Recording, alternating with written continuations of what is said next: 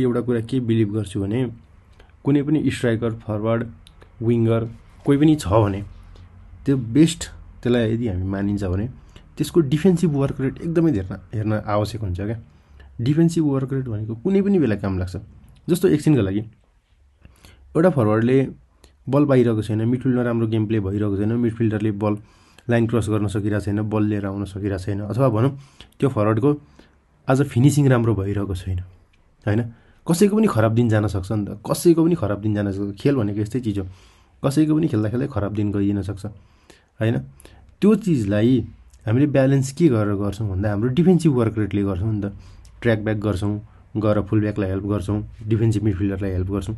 त्यो हुन्छ भने त्यो चिजलाई त्यसले ब्यालेन्स गरिदिन्छ क्या। किनभने डिफेन्सिभ वर्क त हामीले कमसेकम दिइरहेछौँ होइन। त्यो चिज हेर्न एकदम धेरै आवश्यक हुन्छ।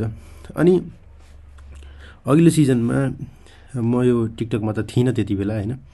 अनि जति बेला पिएसजीबाट चाहिँ किलियन एम्बाप्पेको रियल मैड्रिडमा साइनिङ हुँदै थियो त्यो बेला मैले एउटा चिज चाहिँ लाउड एन्ड क्लियर के भनेको थिएँ, मेरो सर्कलमा भएको थुप्रै मान्छेहरूलाई थाहा छ। लाउड एन्ड क्लियर के भनेको थियो भन्दा यो फ्लप साइनिङ हो, यो साइनिङले काम गर्दैन।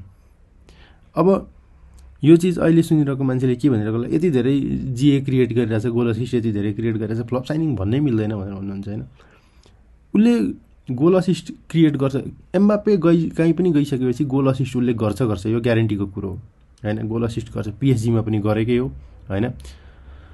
त्यो नगर्ने भन्ने कुरो हुँदैन। तर के हुन्छ त भन्दाखेरि त्यो इफेक्टिभ छ त भन्ने कुरो हो क्या।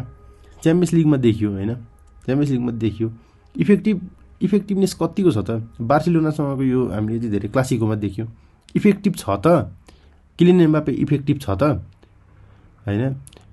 नम्बर सबै कुरा हुँदैन क्या, नम्बरले सबै कुरा बताउँदैन। कहिलेकाहीँ नम्बरले तपाईँको रियालिटी बताइदिँदैन क्या होइन। इफेक्टिभ कतिको छ भन्ने कुरो म एउटा सानो यहाँ क्लिप देखाउनु गइरहेको छु।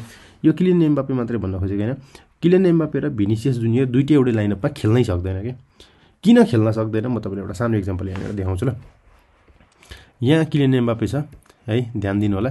यहाँ भिनी जुनियर छ है। अब यहाँ हेर्नुहोस् ल, बल यहाँ प्ले हुँदैछ होइन, बल यहाँ प्ले हुँदैछ।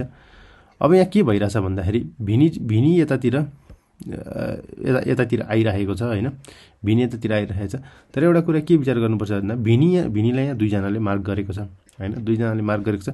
यहाँनिर मेन्डी खाली छ होइन, मेन्डी यहाँनिर खाली छ भइसकेपछि यहाँनिर हामी विङमा एकजना फुलब्याकले यो विङलाई अकुपाइड गरेको छ भनिसकेपछि भिनीले यो खाली स्पेस, यो स्पेसलाई टार्गेट गर्नुपर्ने हो होइन। यो स्पेस टार्गेट गर्नुपर्ने। यदि भिनीले टार्गेट गर्न सक्दैन भने किलियन एम्बाप्पेले टार्गेट गर्नु पर्यो। अब एम्बाप्पेलाई थोरै समय हेर्नु ल, उता यहाँनिर हल्लिने पनि होइन क्या, उता मूर्ति जस्तो उभिन्छ हेर्नु ल। हेर्नु नम्बर 9 है, यो खाली स्पेस छ, यहाँनिर बल आइसकेको छ, यहाँनिरबाट यहाँ बल हाल्न ठुलो समस्या हो त होइन नि त। किन भन्दा खाली छ स्पेस, हेर्नु यहाँनिर खाली छ, यहाँ बल हाल्न ठुलो समस्या होइन।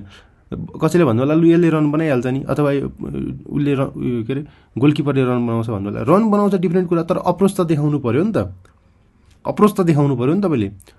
न किलियन एम्बाप्पेको अप्रोच छ त्यो, न भिनीको अप्रोच छ त्यो। रन बनाउने अप्रोच दुइटैको छैन क्या।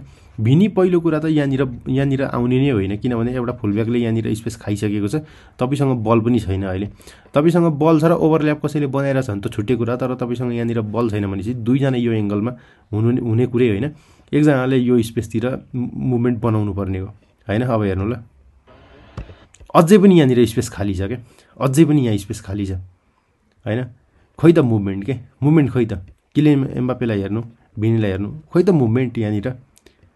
अझै हेर्नु है, अझै पनि स्पेस खाली छ क्या। यति लामो समयसम्म स्पेस कसैले खुल्ला छोडिदिन्छ? यहाँ भिनीले भर्खर देखे जस्तो देखिँदैछ क्या, हेर्नु ल।